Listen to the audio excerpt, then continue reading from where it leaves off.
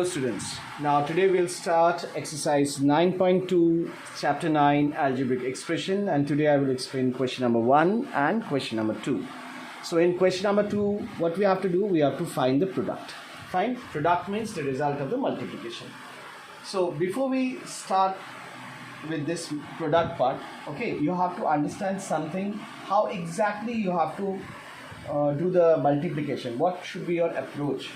So every time when you go for a multiplication, the first thing that you have to do is you have to multiply the sign and you have to write the answer first. Fine. Number 2, once you're done with the sign, then you have to multiply the numbers. Okay, first of all you have to multiply the sign, that is minus plus, what happens, this you will write first, numbers, then you will multiply the numbers and then you will write the answer, and finally you will multiply the variables. Fine. This is the order that will maintain. So this will help you to avoid your silly mistakes. Fine. First of all, you will multiply the sign, then you will multiply the numbers, then you will multiply the variables. Okay. So this is how we exactly will do all the sums here. So let's do. So what is the first thing that you have to do with this type of sum? See, two terms are given. In between these two terms, comma is given. So the first thing, you have to put multiplication sign in place of comma. Fine. Now, what is the first thing that we have to do? We have to multiply the sign. So both the terms are having the plus sign. So obviously the positive answer would be in positive only. So no need of writing positive sign here. Okay. Now, what we have to do next? We have to multiply the numbers. That is 4 sevens are 28. And we have only one variable here, because in first term we do not have any variable. So in second term only we have only one variable. So answer would be 28. Okay. So this is the answer of the sum number 1. Now, sum number 2, same way we'll do it. First of all, we have to put multiplication sign in place of comma. Next thing, you have to multiply the sign first, minus plus, minus. Fine. Then we have to multiply the numbers. 4 sevens are 28. And how many p are there? 2 p's are there. So you can write 1 plus 1, that is equals to minus 28 p square.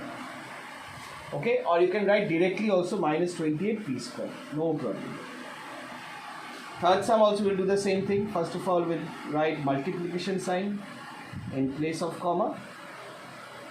Now we'll multiply the sign first, that is minus plus, minus. Then we'll multiply the number. 4 sevens are 28. How many p's are there altogether? 2. So we'll write p square and then we'll write q.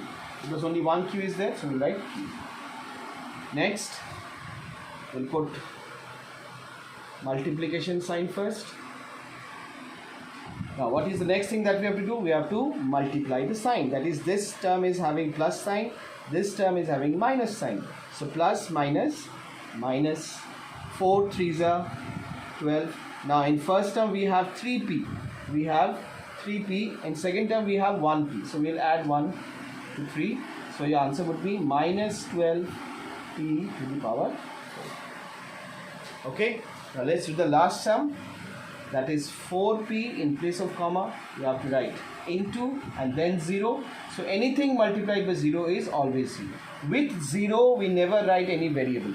0 is an independent term, always remember that. Fine. So this is the solution of question number 1. Now let's move on to question number 2.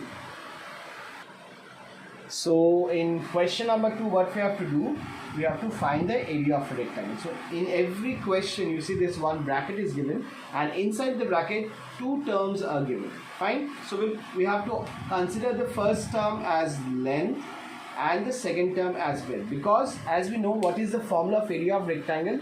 Length into breadth. So the first term will represent length and the second term will represent breadth. Okay. Once you have assumed length and breadth, then what you have to do next? You have to write the formula of area of rectangle. Area of rectangle, that will be equals to length into breadth. Now what is length given? P. And what we have assumed? Breadth as Q.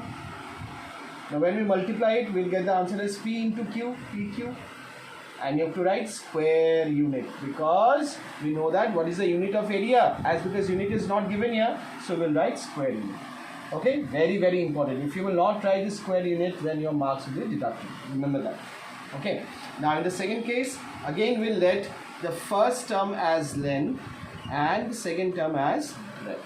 Okay, so again we'll write the formula. So area of rectangle would be equals to again length into breadth. So in place of length we have 10m, so we'll write 10m. In place of breadth we have 5n, so we'll write 5n. So first of all we'll multiply sign, positive is positive, then we'll multiply the numbers. 10 into 5, 50. We have only one m here, only one n here. So answer is 50 mn square unit. Okay. Now same way we'll do the third one also. The first term we'll let this as length. Second term we'll let this as breadth. Now we'll write the formula.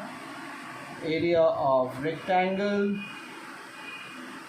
that is equals to length into breadth. Now what is length? 20x square. 20x square into 5y square. So what is the first thing that we have to do? We have to multiply the sign. So positive is positive. Now numbers, 20 into 5 is 100. How many x are there? Only 2x. So we'll write x square. How many y's are there altogether? Only 2. So this is the answer, square unit.